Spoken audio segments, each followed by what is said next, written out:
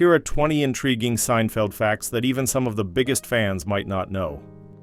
Seinfeld's theme music was custom-made for each episode.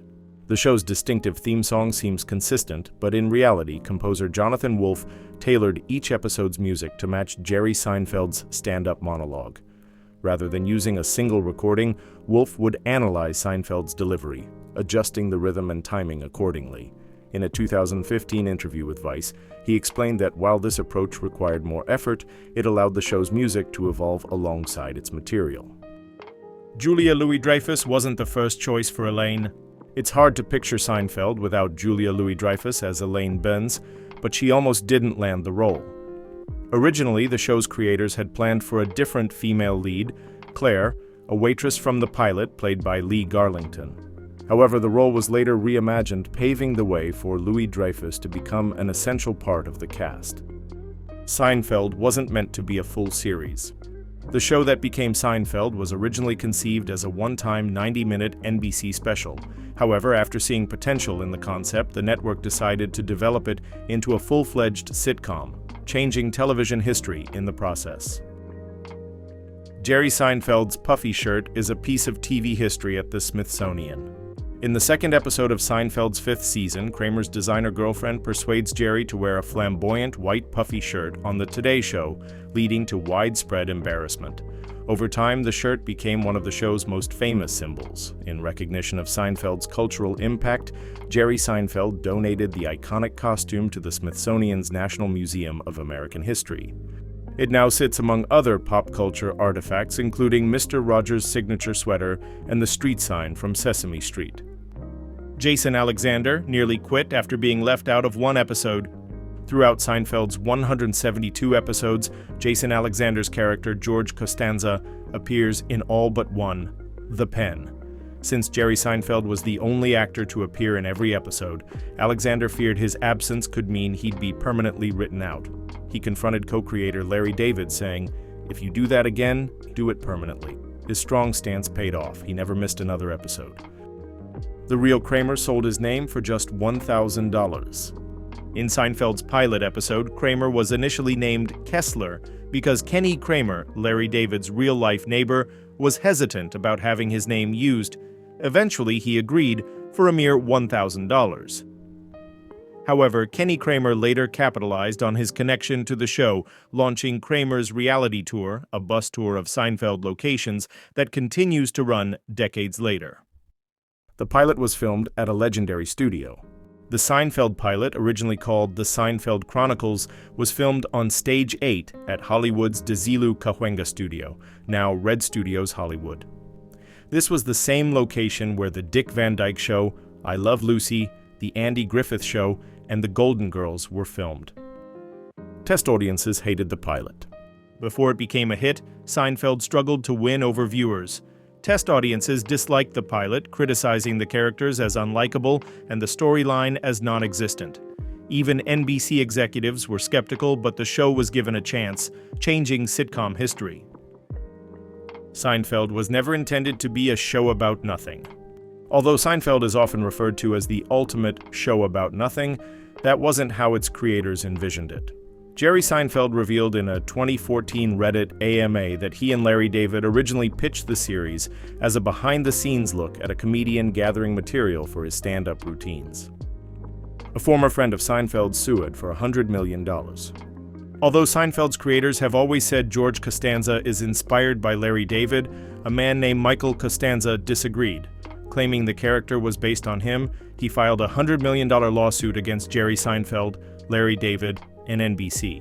The court ruled against him, but he later wrote a book, The Real Seinfeld, as told by the real Costanza, listing similarities between himself and the fictional George, including their shared nickname, Can't Stand Ya. A guest star was dropped due to his on-set behavior.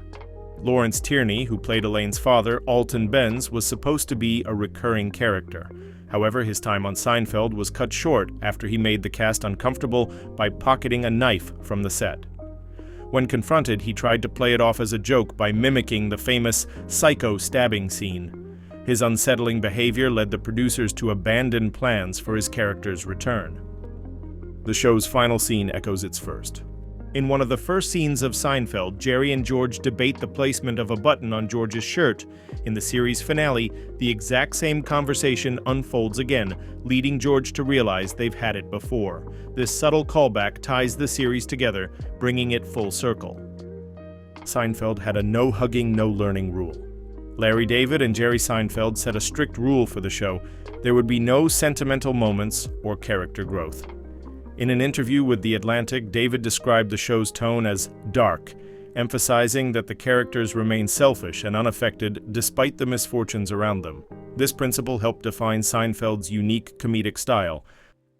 George's fiancée was written out for an unexpected reason. The sudden demise of George's fiancée, Susan Ross, who died from licking toxic envelope glue, shocked many fans. Years later, Jason Alexander revealed the real reason behind her exit. The cast struggled to establish comedic chemistry with actress Heidi Swedberg. Alexander explained that their comedic timing never synced, and after Jerry Seinfeld and Julia Louis-Dreyfus shared scenes with her, they understood his difficulty. Though Alexander later apologized for how his comments were perceived, the decision to write Susan out was already made. The group's favorite diner was already famous. The exterior shots of Monk's Cafe, where the group frequently gathered, were filmed at Tom's Restaurant in New York City. Before Seinfeld, the diner had already achieved fame as the inspiration for the 1982 song Tom's Diner by Suzanne Vega. Jerry Seinfeld initially wanted a different actor for George. Although Jason Alexander perfectly embodied George Costanza, he wasn't Seinfeld's first choice. The comedian originally wanted Jake Johansson for the role, but Johansson declined. Fortunately, Alexander stepped in and made the character his own. Jerry had an astonishing number of love interests. Over the course of Seinfeld's run, Jerry Seinfeld's character had between 66 and 73 girlfriends. Some of them were played by well-known actresses, including Lori Loughlin, Catherine Keener, Courtney Cox, and Anna Gunn. Seinfeld took years to become a hit. Unlike instant successes, Seinfeld had a slow climb to fame. It struggled in the ratings early on, benefiting mainly from its post-Cheers time slot.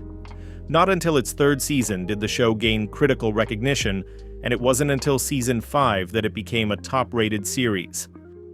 Jason Alexander didn't think the show would succeed. Despite loving the script, Jason Alexander never expected Seinfeld to last.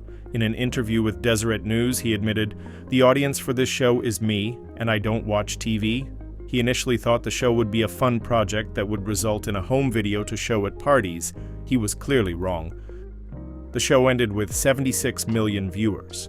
When the finale aired in the US, it drew an audience of 76.3 million viewers, ranking as the 4th most-watched series finale in American television history, following MASH, Cheers, and The Fugitive. Thanks for watching this video. If you want more content from this channel, you can kindly subscribe to the channel and turn on the notification bell button to be notified of our latest videos. If you also enjoyed watching this video, you can show your support by giving the video a thumbs up, and you can also share your thoughts in the comment section down below.